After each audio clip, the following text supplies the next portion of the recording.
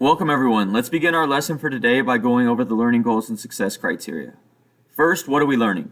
We're learning how to recognize like terms in mathematical expressions and how to combine like terms in mathematical expressions. How are we learning it? Through the combining like terms notes and the combining like terms assignment. When can we use this? To group similar items together in order to simplify your lists. How do we know we learned it? By getting a score of 4 on the combining like terms assignment. Now let's take a look at our agenda for today. We'll begin by going over our learning goals and success criteria. While we do that, you'll fill out your Get It Started. After that, we'll go over the combining like terms notes, and then I'll give you time to complete the combining like terms assignment. At the end of class, we'll go back over our learning goals and success criteria while you fill out your before you go. Your only homework for tonight is to complete any incomplete assignments that you may have. Let's take a look now at the combining like terms notes. We begin our notes with our learning goals and success criteria. What are like terms? Each member of an expression separated by an operation sign is called a term. So in this case, 4 is a term, 2x is a term, negative x is a term, and 3 is a term. So all of these are what we consider terms. Now, like terms have the same variable and same exponent. For instance, 2x and negative x are like terms because they have the same variable, they're both x, and they have the same power, which in this case is an imaginary 1. So those are considered like terms. Likewise, 4 and 3 are considered like terms because they have the same variable, in that the variable is nothing. There is no variable. So that's the same. They have that in common. And they have the same power, the power of 1. So 4 and 3 are like terms, and 2x and negative x are like terms. Now, how do we combine like terms? So first thing we need to know is, what are the parts of these?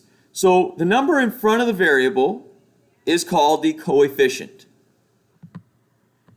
The unknown value, or the letter, is called the variable. And the number that's by itself is considered a constant. So in order to combine variable expressions, we combine the coefficients according to the operation that's given. So for instance, if we had 4x plus 2x minus 4, we would look at these 4x and 2x as like terms, and we would add the coefficients. So we'd add 4 plus 2, which is 6. So this would be 6x minus 4. Commutative property. The commutative property says if everything there listed there is addition or subtraction, we can rearrange it. So for instance, we have 4 plus 2x minus x plus 3. The commutative property says that we can move things around as long as the operations are all addition or subtraction. So we should notice that all the signs here are either addition or subtraction. So we can rearrange them in any order we want. So let's go ahead and put the x's out front and the constants at the back. So because we have addition or subtraction for all of them, we can arrange them in any order we want. So let's go ahead and put the constants at the back and the variables at the front. So we're going to take 2x and write that out front, and we'll write minus x out front, and then we'll move 4 to the back with the plus 3. So now it's a whole lot easier to see what the like terms are because they're all grouped together. So now we can say 2x minus x is x, because that's really 2x minus 1x. So we can subtract the coefficients. So 2 minus 1 is 1. And then we can add the constants. 4 plus 3 is 7. So we get x plus 7. Now there's a video here that I'd like you to watch that shows you how you can check your work when dealing with like terms using Symbolab. Let's take a look now at how we can check our work using Symbolab when dealing with combining like terms.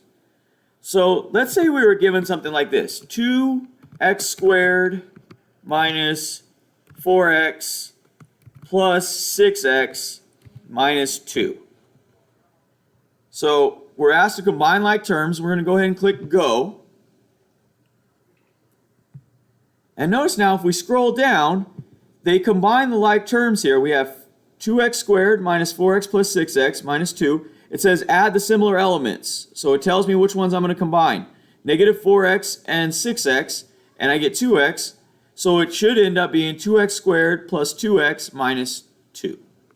So that's how we can use Symbolab to check our work when dealing with combining like terms.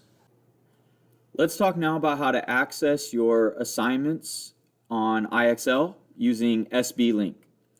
So what you'll do is you'll click on the link that takes you to your SBLink, which should look like this, and you're going to log in the same way you would log into your computer. So the first part for your username is going to be the first part of your email address without the @sbcusd.ca.us. So it should be your last name, first initial, middle initial, and then the last 4 of your student ID. Then for your password, it's the same password you use to log into your Chromebook. From there, you'll go ahead and click Sign In.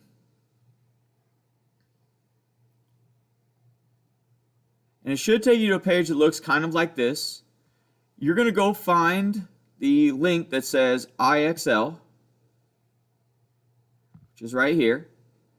And I'm going to go ahead and click on that link. And it should take me to the IXL login page. So it should look like this. At the top right corner, it should say welcome and then your name. If it does not say your name, then you're not logged in and you won't receive credit for your work. As long as this is good, you can go ahead and close that tab out. And then you can go to your Google Classroom. And then you'll go and find the activity, which is here. And I'm going to click on the IXL link right here. And this will take me to the assignment that I need to complete. So that's how you log into your assignments on IXL using SBLink. Let's take a look now at the combining like terms assignment. If you notice, our assignment begins here with our learning goals and success criteria.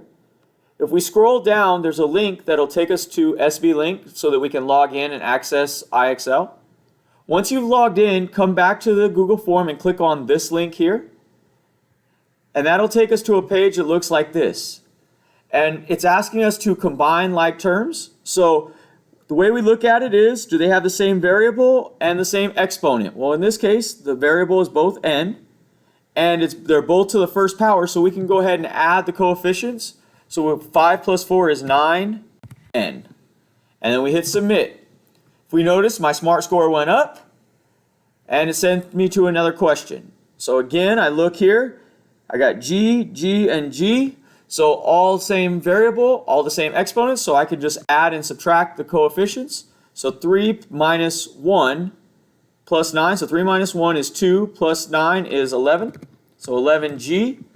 Go ahead and hit submit. It tells me I got it right. My SMART score continues to go up. Remember, you need to get a SMART score of 80 to receive full credit for this assignment. So continue to work until you get that SMART score. If you miss a question, that's okay. Just keep answering questions until you get your SMART score back up. Then when you're done, you'll go back to the Google form and click Next. This will send you to your Before You Go. Go ahead and complete the Before You Go and then submit your work on Google Classroom.